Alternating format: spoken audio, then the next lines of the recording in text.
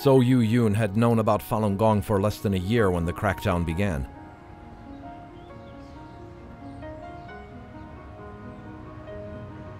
Three days after the crackdown began, she went to the National Appeals Office in Beijing, where Chinese citizens have traditionally gone as a last resort to appeal injustice.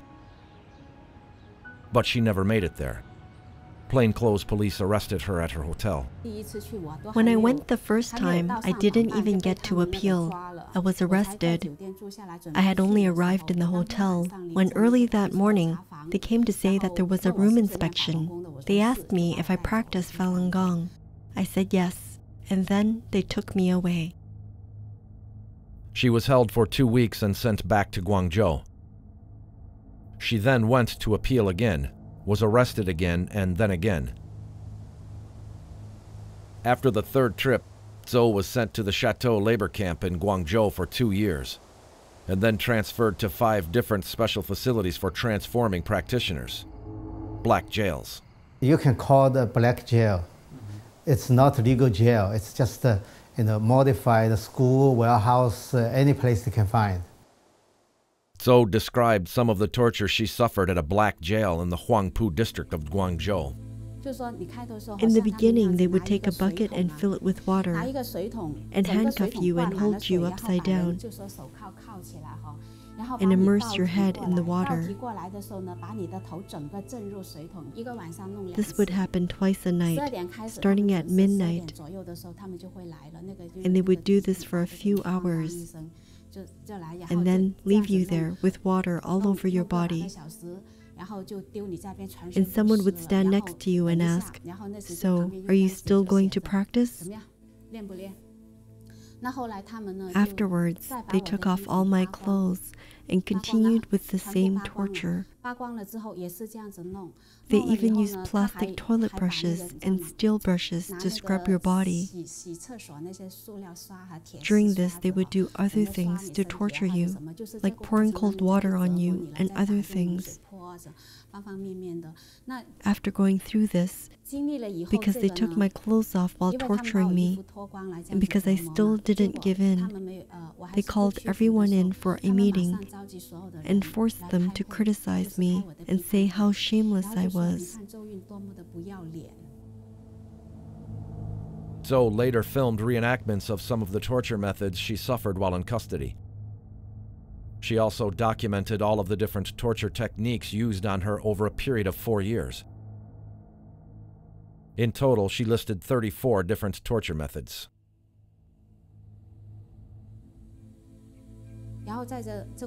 They would also beat you in many different ways.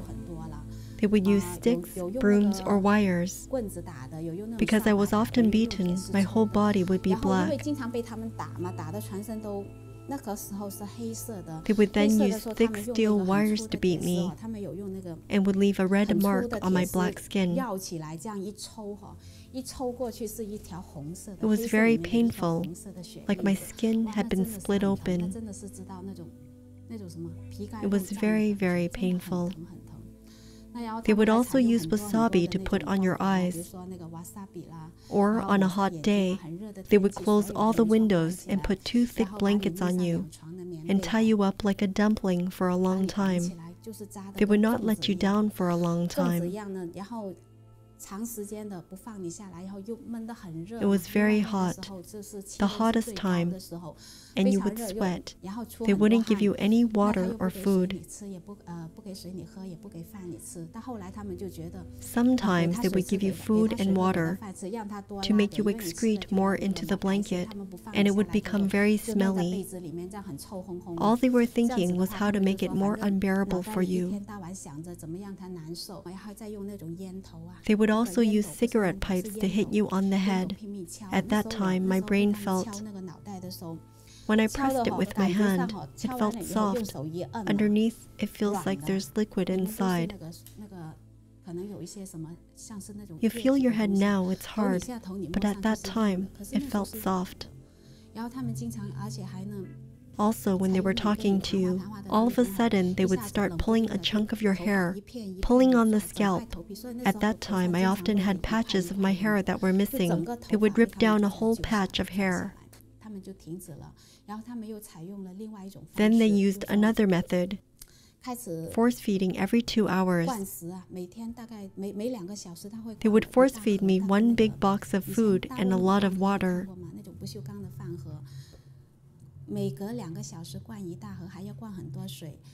They would have you sit in the corner and constantly force feed you water and tea,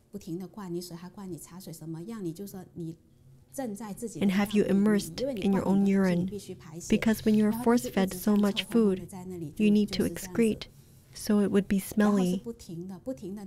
They did this constantly, and my clothes were all wet. At that time, it was very cold. In autumn, I think, around November or October, I felt very cold. One time I had my period, and there was a patch of red on the ground. This is what they did. They just left you there in your own feces and urine. At that time, they had exhausted all their methods of torture, especially in the end. They had one method called leg tying. This was one method they thought was very useful, but it didn't work on me. After they tortured me with it, I started to vomit whenever I ate or drank something. So under these circumstances, they let me go home. After coming home, Zhou decided to leave China and applied for a passport. But before she could escape, she was taken back into custody for 7 months. After again being tortured to the point of death, she was again released.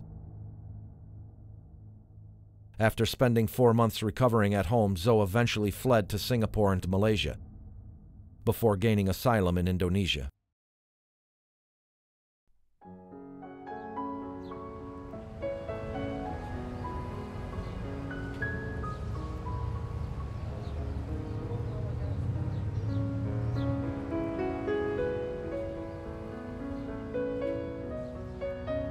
Li Wei-shun is a former Red Guard and Communist Party member. After the persecution began, she appealed 3 times at the provincial and national appeals offices. At Tiananmen, the environment there was very tense. The public was all nervous, and the patrolling police would ask anyone they see, "Do you practice Falun Gong?" After I evaded them, we asked around about how to get to the appeals office. And after we found out, we went there. When we arrived, before we even set foot in the appeals office, when we were a distance from the front door, 4 or 5 people surrounded us. They asked, "What are you doing here? Do you practice Falun Gong?" We said yes. We wanted to tell the government about the situation. Then they didn't let us explain any further and separated us. My younger sister and another fellow practitioner were separated from me. We were then put into a car and taken to somewhere I didn't recognize. Only when we arrived did I find out that it was a basement for the Liaoning provincial office in Beijing. The public security officials were all there. After we went to the basement, there were rooms on both sides, and they were filled with Falun Gong practitioners. At that time, I was really surprised. Then our bags, clothes were all searched. We had to take our clothes off, and they searched them.